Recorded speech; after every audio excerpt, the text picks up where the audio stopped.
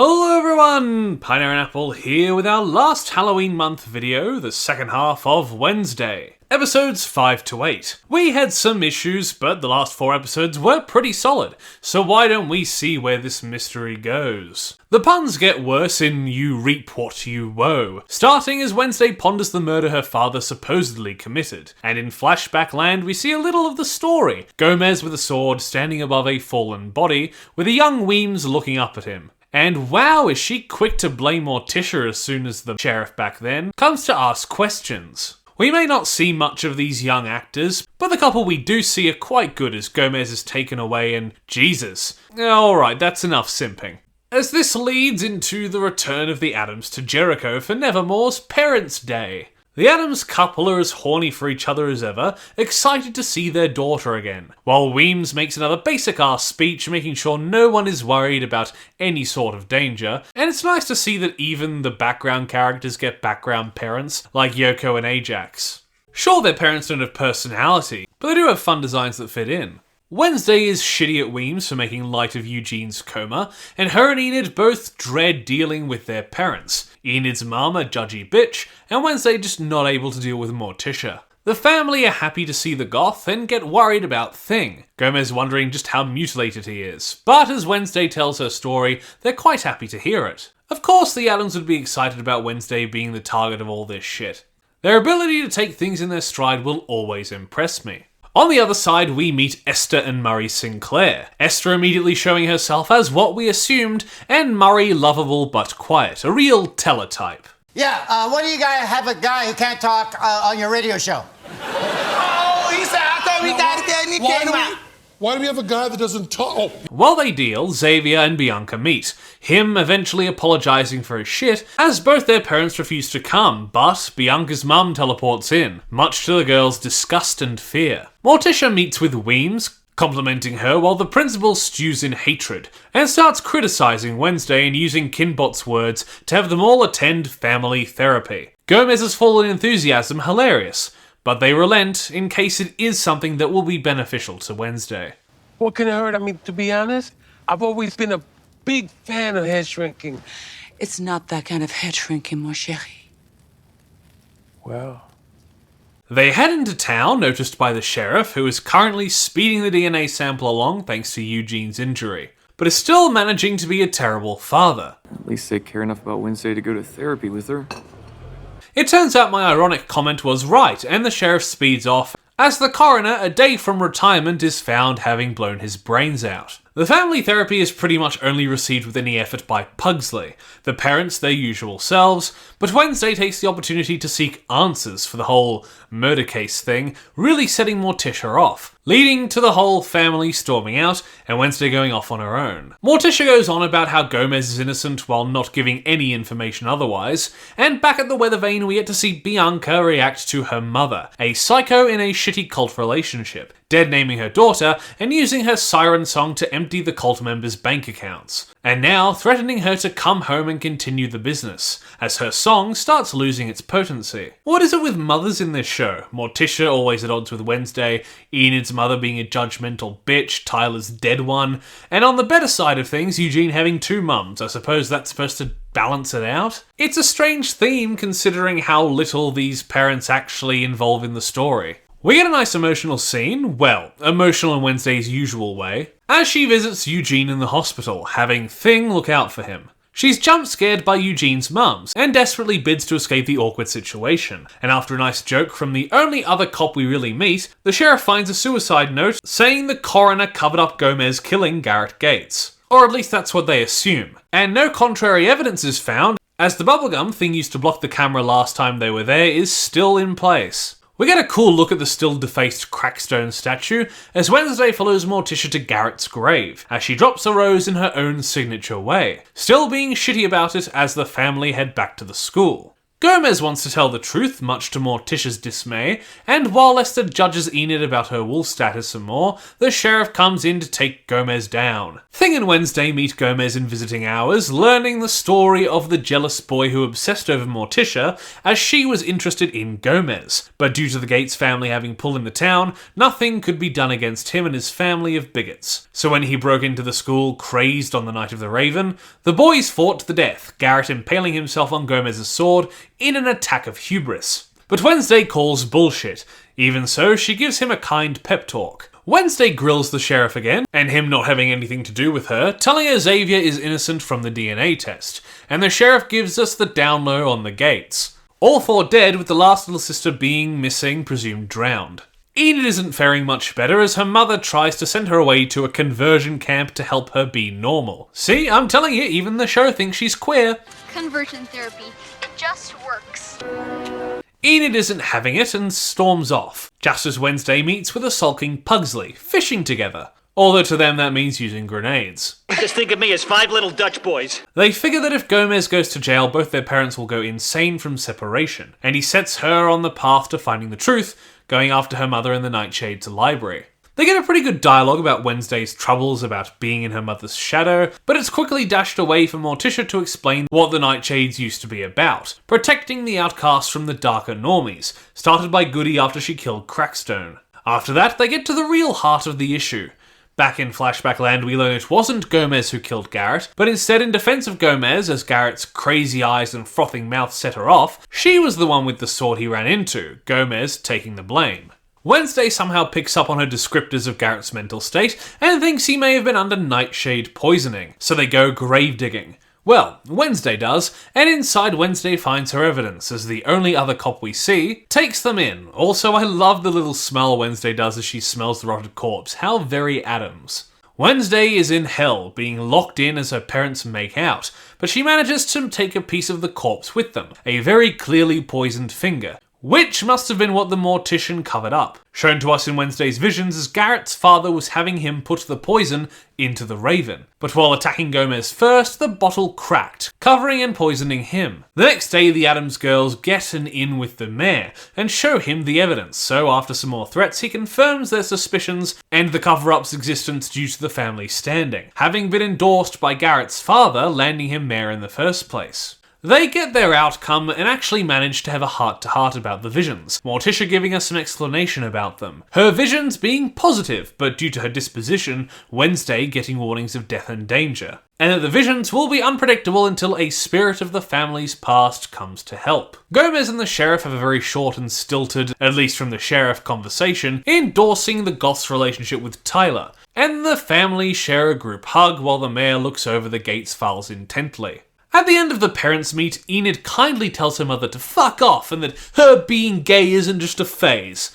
I mean, that she'll wolf out in her own time. And her father finally speaks up, congratulating and encouraging her as he goes. Bianca's mother comes back and due to the blackmail she relents, to help her mother one more time. No more after, and then she can fuck off forever. Wow, I hope Bianca gets some more character exploration relating to this, more than just a few conversations with a character in the next 3 episodes that barely go below surface level. The Addams finally say goodbye, Morticia parting with a nice monologue, giving Wednesday her old Nevermore yearbook and encouraging her to do what she wants without her shadow looming over her. And it's lucky she did, as one look at the yearbook allows Wednesday to suss Weems out.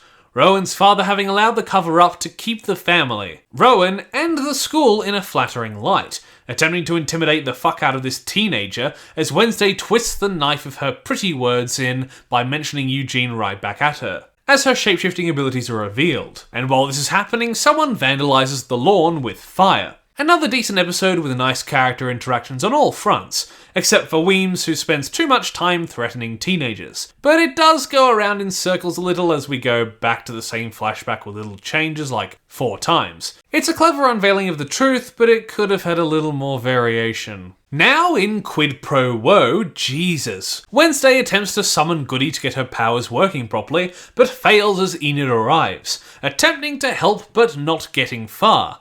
You're a little confused, but he got the spirit. And Wednesday gets a creepy letter under the door, classic kidnapper style, which leads her and Enid into the crypt in the dead of night. It turns out this is a birthday surprise. Pretty cool of everyone to put it together, but Wednesday gets a vision where Goody points her to the Gates house, connected to the flames from last episode, and just ends up leaving, salty by the next day, as Enid worries about her health due to the seizure-like visions. We get some cute scenes as Wednesday opens her parents' gift, and Enid's a black snood that she made, matching her own pink one. Once again, You're a little confused, but he got the spirit. the mayor is spending his time sucking up to Weems due to what his son did, and even though she assumes the boy Lucas burnt the grass, he has an alibi. But more importantly than burned grass, the mayor wants to catch the monster, pointing fingers at the students. Xavier is back, trying to get Wednesday's affection, but he's not above her suspicion yet, so sulks off. Is there any other way for him to leave a scene? With Bianca, we see her run into Lucas, who seems to have been duped by her mother into joining their wellness cult, and speaking with him about it, technically doing something nice for another person, warning him away. I never thought I'd see the day. The two decide to talk more later while Wednesday does some more self-talk in Eugene's room, as we get some more flashbacks to young Wednesday, which I guess is cool and interestingly stylized, but doesn't interest me greatly in the moment. She's interrupted by Kinbot, and after some small talk and purposefully misleading off-lines and camera work, we head back to the mayor. Activity happening at the Gates place, and him receiving an old death certificate, being Laurel's, the youngest Gates, the one that supposedly died overseas. Tyler apparently made Wednesday's cake, and after some dismal small talk he asks her on a date, but she tells him she's busy, which he isn't sure how to take, but to be fair, look at her, she isn't quite sure either. The sheriff comes in and Wednesday harasses him, but at this point he's totally done with her.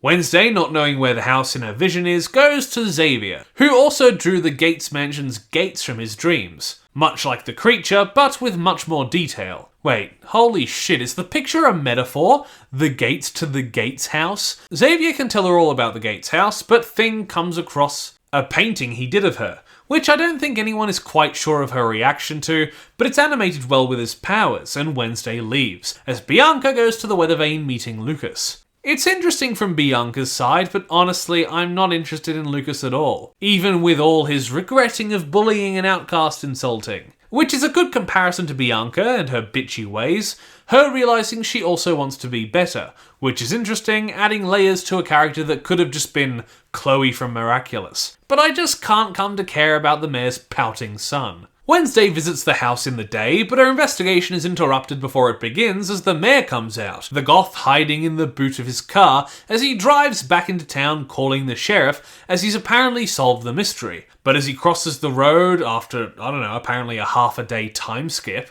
to meet the sheriff, a reckless driver runs into him, laying him out barely alive. The sheriff isn't taking Wednesday's shit, but ultimately nothing comes of their conversation, him not having anything to do with the Gates. Weems puts the school in lockdown and grounds Wednesday. I'm sure that'll last long. Thornhill tries to comfort Wednesday, sucking up to Weems, and having a nice little convo about Mary Shelley, but is ultimately blown off. Wednesday uses a payphone, since she's lacking a phone, and uses Tyler as a way to get off campus under the guise of a date, which he is easily convinced to do as his father grumbles around some more. Not only is she stringing Tyler along, but she also exploits Enid's weakness to get them off campus, forced to wear the matching snoods for her trouble. Yeah, I'm not so enthused of everything that comes as a consequence of Wednesday's arrogance and blatant manipulation of those trying to befriend her. It all feels very third act breakup kind of drama, but it does make for good character progression as she learns to value people like Enid more. And sure, due to her lack of personality, not much or overt progress is made, but for a character like Wednesday, the small things she does in making up for her actions later speaks volumes, even if, like I say, it's not much, and definitely could have been more without compromising the character. Enid and Tyler are a bit surprised by each other, and as they go through the mansion, Xavier sneaks into their room via the balcony to see his crush. Perfect timing. At the Gates mansion, neither Enid nor Tyler want to go in, but follow Wednesday anyway. Some of the character bits are good and the suspense is well done with a fair few good shots, but the important details are a hidden shrine to Crackstone with the same sayings as the one burned at the school, and in Laurel's room a lot is lacking dust, and there are flowers in the room reminiscent of the ones Kinbot had, which is just the strangest red herring I've ever heard of. And the monster starts attacking at the cost of one snood. The missing body pieces are found in the cellar, and although they escape, the girls go back for Tyler, who's been injured, only for Xavier to pop up, oblivious and attempting to be helpful. Wednesday takes the sheriff to the house only to predictably find nothing there, giving the sheriff and Weems the shits. Wednesday tells Weems about Rowan's prophecy and is given one last chance. And in anger, Enid vacates their dorm, sick of Wednesday's shit, and of going out of her way to be her friend. Pretty well done in performance and on paper, leaving Wednesday to curl up in despair, examining a music box from Laurel's room filled with pictures of her from around town and Nevermore. Finally, we get another good montage as the hidden villain unplugs the mayor's life support. I know it's a hick town, but surely there's at least one cop that could have been at the door or something. The mayor was attacked after supposedly having information on a serial killer. Surely that's enough to get a guard. We now get to the penultimate episode, If You Don't Woe Me By Now. Possibly the worst title in the show, starting with the mayor's funeral, featuring his son who has learned a better facial expression, a strangely placed rainbow, and pretty much every suspect including Kinbot and Thornhill, who either never talked with or about him, or apparently only knew him in passing. Hell, I don't even know why Enid, Ajax or Xavier are there. As the funeral party departs, a stranger is seen fleeing by Wednesday, and after a pretty cool attack and disarm, we meet Uncle Fester, played by Fred Armisen. Not as good as Christopher Lloyd, but still pretty entertaining and 100 times more entertaining than his stint on Brooklyn Nine-Nine, which is what I saw him in before this, so I was dreading the performance a little, so I'm happy it turned out this well. Also, look at Wednesday's smile, Jesus. Fester says he just got into town recently, so swung by for a little assist with the case. So Wednesday shacks him up in the Hummer's hut while Eugene is getting better. It's nice to see her come to the defense of his bees once Fester tries to eat them, but we get a very important piece of the case. Fester knowing what the creature is. A hide. Much like Jekyll and. A dark part of someone with a murderous rage. Wednesday is pissed she couldn't find any info earlier, but he knows where to find the info in a hidden diary. And yeah, not only is that a good point for Wednesday to be mad at, but I'm kinda pissed too. We learn a lot in this episode, which is expected for the penultimate installment, but the reveal of the creature here feels pretty cheap. That all it takes is her uncle coming to town for the episode for her to almost be on top of the whole thing. So after Fester alludes to Morticia and Gomez doing the nasty, they conclude that Wednesday will have to sneak him into the Nightshade Library under cover of darkness, and leaves him to meet later. Now back in her room, pondering who was spending their time in Laurel Gates' room, and seemingly longing for Enid's presence, as the colourful girl comes back to take an item she forgot for the third time. They fight again, although it's more amicable than the last time, with Enid doing well to fight back, threatening to room with Yoko permanently and storming out. Now in the night, Wednesday meets Fester in the Nightshade Library, but not before being interrupted by Xavier, who sulks some more about not getting pussy. I mean, he has 1 or 2 points, but so does she. He's involved far too often, and let's be honest, he ain't the monster, he's just stalking the local goth. The show really wants this to be another blow to Wednesday like Enid walking out, but Xavier is too much of a suspicious creep in general that it's hard to take his side, or feel that losing him is that dire. It's also another point in this show not being able to convince me Wednesday would end up with a man. Thing arrives and he has a row with Fester, but after a nice Cousin It reference and a safe-cracking scene, we get to see the mysterious book describing the hide. Artists by nature and are bonded as a slave to the one that unleashes it, meaning there are 2 culprits. Thornhill manages to come in at this point, Fester fading out of existence. There's a lot of that in this show. The teacher tries to get the full story about the Enid breakup, and her dialogue and performance are actually quite good as she tries to convince Wednesday to make up with the bright girl, but ultimately leaves disappointed. The next day, Xavier is freaking out and goes to meet someone, met by major suspicion by Wednesday, giving him this weird smirk which really reminds me of something. 20 minutes. Okay, bye. Who are you talking to? It's none of your goddamn business. I know what you are, Xavier. You like Krabby Patties, don't you, Squidward? She and Fester follow the sulking boy with a silly visual gag, which is nice, but we really could have gone without. And eventually they come across the boy meeting with the therapist, creating a plausible theory as to the solution, a master and a Hyde. Back at Nevermore, she tries to tell Weems, but Kinbot is already there. Weems her usual platituding self, and Wednesday's slight verbal subterfuge not disproving her theory, as hypnosis, a therapeutic technique Kinbot apparently knows, is a way to unlock a Hyde. Fester and Wednesday get coffee, Tyler taking the opportunity to speak to Wednesday, repeatedly freaked out by the bald man. But he seems pretty into the book, making clear to Wednesday that the Hyde is the monster. At that very moment, as Tyler's saying just because his dad warned him away from Wednesday, it doesn't matter because he's not here, well, he walks through the door complaining. And looking for Fester, although not having a face on file, only a body shot. And then he leaves, not even having the energy to get into the inevitable argument with the short girl he would have if he spoke to her.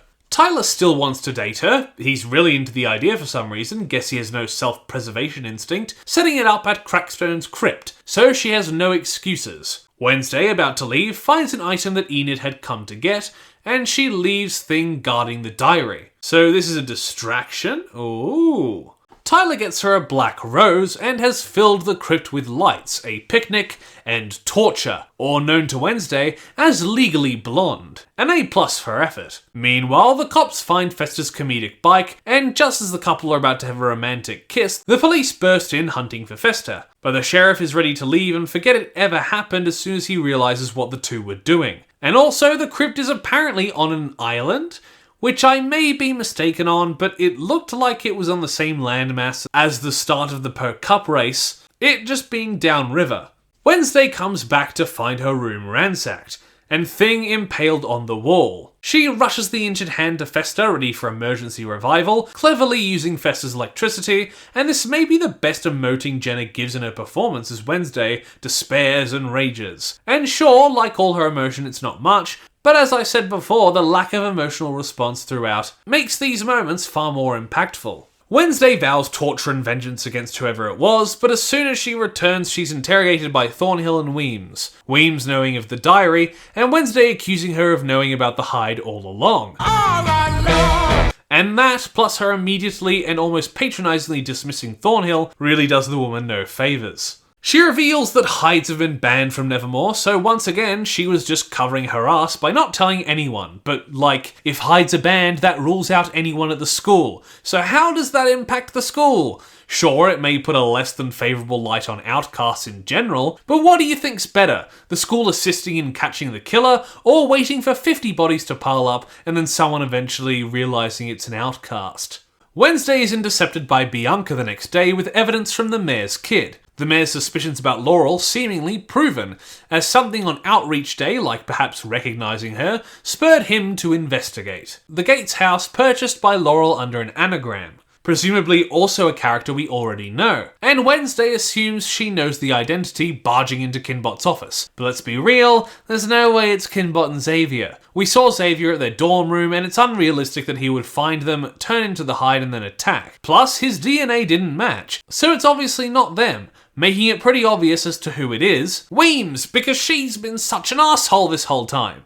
No. Enough joking aside, the only other person who's had a weird encounter with the mayor shown in episode 3 was Thornhill, which is some clever foreshadowing, and of course Wednesday didn't see that, but either way, she's jumping way too quickly into this. Instead of finding evidence to give to someone, she just goes around accusing people, and I can't tell if it's terrible writing, or if the point is to show her character progress. When she finally confronts Laurel later, actually bringing trusted backup. So I'm a little iffy on that, but it's either Wednesday is stupidly written, or is supposed to be the worst amateur sleuth ever. Even 14s and a talking dog in a van know how to prove a mystery better than her. She accuses Kinbot a bunch, causing the woman to lash out and tell on Weems, but the woman is quickly killed mid-phone call. Weems and Wednesday go to the hospital, sitting in a shot far more comedic than it should be, but the sheriff pronounces her dead, so Wednesday tries to initiate the endgame by intimidating Xavier, him having a painting of the dead therapist and acting all creepy, and many items of the attacked being found in his shed, which is really convenient. I have no idea why those are there. Probably planted by Laurel, but why? And how did the Hyde manage to abscond with all of these items?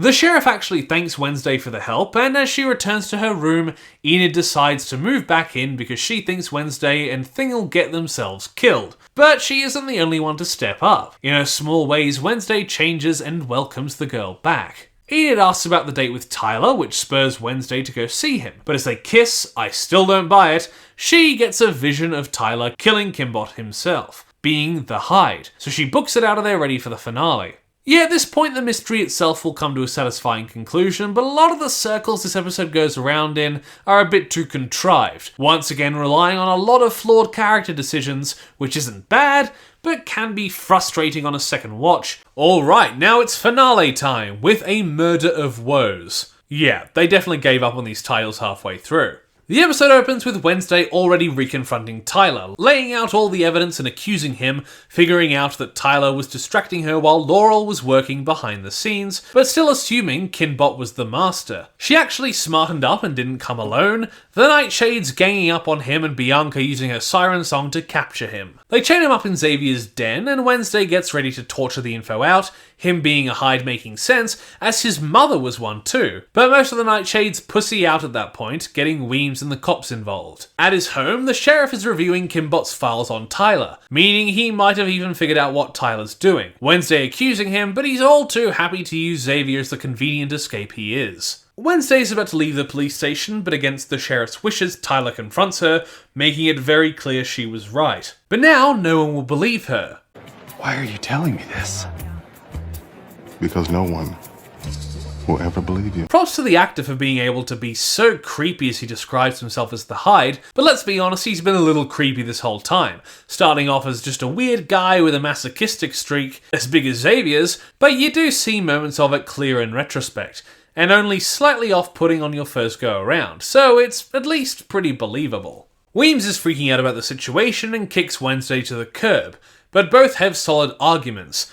Wednesday has no reason to trust that Weems would have acted on the information, and Weems has a point not to take Wednesday at face value due to her bullshit. Wednesday goes to see Xavier, who's still shitty, but let's be honest, he's got the same meso streak Tyler has. He'll definitely come crawling back. He claims Wednesday's only making things worse, which might be real criticism, but considering she'll mostly save the day, it's a very confused message. He tells her to take a hike, but Enid helps her pack her things, who recognises she'll miss the little weirdo. And Wednesday has a confession of her own. It's actually pretty heartwarming coming from her. Enid, the mark you have left on me is indelible. Anytime I grow nauseous at the sight of a rainbow or hear a pop song that makes my ears bleed, I'll think of you. Wednesday is conflicted but decides not to move against Tyler to make sure the vision never comes true. And apparently Eugene has woken up. Wednesday still resists a hug, and the Nightshades apologise and see her off, but Wednesday leaves the job of protecting the school in their hands. Like the Nightshades of old, and Thornhill comes around to give her an ironic gift. Wednesday ends up asking Weems to take her to see Eugene before they leave, where she apologises to him, and tries to protect him again. Eugene makes a great observation. The culprit who burned the cave was wearing red boots, Thornhill's signature, so Wednesday confronts her. Eventually, Laurel drops the act, but makes the good point that she should stop making baseless accusations. And somehow she manages to get Tyler to come in and confront Laurel, who targeted him with the knowledge about his mother's condition, freeing his hide, making it subservient. She asks Tyler to kill Wednesday, but it's not Tyler, it's Weems. Finally doing something badass, but then she goes out like a pussy, just standing there and letting Laurel kill her with nightshade poison, and knocking Wednesday out with a shovel to the face, leaving Thing to go for backup. Eugene breaking up and making out Enid and Ajax to get help, and Thing updating them all. But when they go and get the other Nightshades, they leave Eugene in the lurch, so he breaks out of the hospital to help. Wednesday wakes chained up in Crackstone's crypt, where Tyler and Laurel set up a ritual, as this night happens to be a needed blood moon, which is weird because they seemingly weren't supposed to do it tonight, so that's a little stupid. But Laurel is using the missing body parts and Goody's spells to resurrect the Pilgrim and set him onto the school, needing Wednesday's blood to undo Goody's magic. Eugene's mum informed the cops about what's going down, and the sheriff starts heading back to the school with Xavier in the back seat. The only cop available, as all the other cop cars have had their tyres slashed, which is more comedic than it is an upping of the stakes. Laurel uses Wednesday's blood to resurrect the Pilgrim, as Wednesday tries to pick her locks, and he's pretty happy to be alive and able to commit mass murder. But before Wednesday can stop him, he uses a magic staff to bind her in place and shank her. The staff kinda comes out of nowhere. Sure, you can draw out arbitrary hints, like Goody's accusations of him, but all it would have taken was integration in one of those flashbacks and this magic staff wouldn't feel like something he pulled out of his arse. Metaphorically, that is. Wednesday's left dying in the crypt as Enid is brought into the Nightshade's lair. I can't believe you're in a secret society and you didn't tell me. Because, it's secret. They update the sirens and oh my god, Divina and Kent have what is probably their last conversation, getting to work and evacuating the school. Goody comes to help Wednesday as her life fades, but Goody gives her one last chance, another bullshit power coming out of nowhere, as not only can Goody help with the visions from now on, like Morticia was talking about, but she can revive Wednesday into top health. Much like the staff, not too egregious of an arse pull, but still pretty contrived. The sheriff goes for a wander as we see Bianca get the fencing teacher on her side, but as Enid goes to save Wednesday, she starts to wolf out. See, she even finally wolfs out for Wednesday. Gay, so gay. Tyler meets Wednesday to kill her, even though the Hyde is still looking like a medieval character, but Enid comes in clutch, wrecking his shit and holding him for Wednesday to escape. I'm not sure about the werewolf design, but it's not the most unpleasant I've seen, and it's cute to see things like Enid's coloured hair be visible. Crackstone invades the school and tells Laurel to get back in the kitchen, while I'm pretty sure he fails to kill any students. While Thing goes to free Xavier. The sheriff runs into the beast's fight and puts lead in Tyler, distracting him enough for Enid to destroy him with a killer dropkick, Thing comforting her as she changes back. Wednesday grabs what might be the same sword that was used in the Gomez and Gates fight. I mean, it is in a similar place, but it might not be, and confronts Crackstone, who is pretty confused at her revival. Xavier tries to save her with an arrow, but is pretty useless as Crackstone sends it right back at her. Jesus, he can't do anything right. She takes up the sword again, and although simple, the fight is a visual treat. The sword is shattered and she's pinned with the staff, but with the stab from Bianca, Wednesday gets enough time to kill him, as he burns up in an impressive blaze. The last loose end is fixed as Laurel comes in to shoot Wednesday herself. I guess she wanted at least one child to die tonight, because Crackstone was pretty fucking useless. But she's defeated by the power of bees? Oh, no, not the bees! Not the bees! As Eugene gets revenge and Wednesday stomps her unconscious. Enid emerges from the forest caked in blood, letting Ajax guide her after some trepidation, but as soon as she sees Wednesday, she almost glomps her. Wednesday finally having a proper hug with her roommate. You mean gay?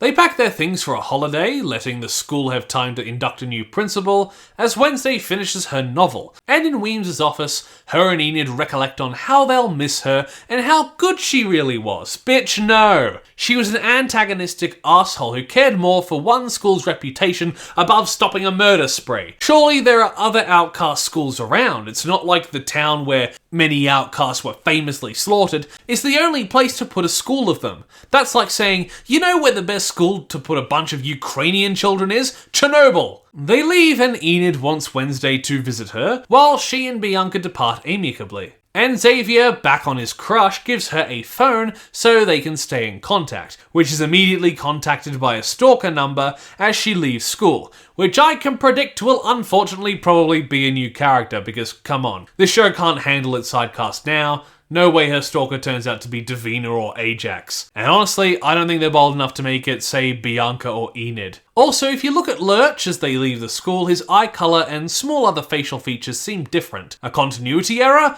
Or Weems in hiding for some reason? Yeah, I doubt both, but it'll be interesting to see if this thread also hits the cutting room floor like Yoko or Xavier will next season. So that was Wednesday Season 1. Was it a good show? Yes. Was it a good adaptation of The Addams? Not the best, but for what we saw of it, it was a pretty good reinterpretation of the characters. Did the show have problems though? Yeah. A lot of characters came off as strangely antagonistic, or exhibited strange character traits. Both Wednesday's love interests are barely deep and aren't the most entertaining. Sure, in the end, Tyler becomes a well-played sleazy villain, but Xavier is just a whiny bitch who keeps coming back for more from a girl that isn't remotely interested. And since I barely buy her being interested in Tyler, I definitely wouldn't buy her interest in the tortured artist. Weems is also a character that suffers. She could have been interesting, dealing with Wednesday but also overcoming her Morticia issues to help the goth. Well, that's not what happens. She's a bitch the whole way through, and eventually when she and Wednesday team up, she dies almost immediately. Almost as much of a waste as Thornhill, who started as a complex character ripe for exploration and commentary, who becomes a cackling racist.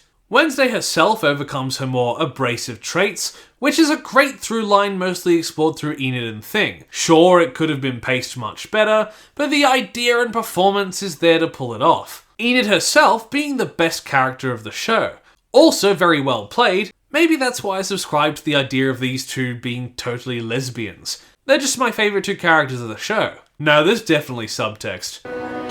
The Nightshades are mostly wasted beyond Bianca, who much like the others could have had a lot more screen time and interesting progression, but she does get some great and creative scenes with Xavier, her mother, and the mayor's son. They just could have been deeper or more frequent. Rest in peace to Kent, Divina, and Yoko, who either won't be in the next season or probably won't be, but beyond all the issues I had, the world and lore of the town is creative, many character interactions, especially the two main girls, are very entertaining, and the mystery, while taking some generic or inflammatory steps, it was creative, and on retrospect, a lot more falls into place than on your first watch. But beyond that, I think I've made my other criticisms and praises clear before, so I eagerly await Season 2, hoping it may be better, and I'll give Season 1 of Wednesday a pretty good, but not fantastic 7.5 out of 10. I like it a lot, but not as much as the 4.7 out of 5 Google reviews show it as.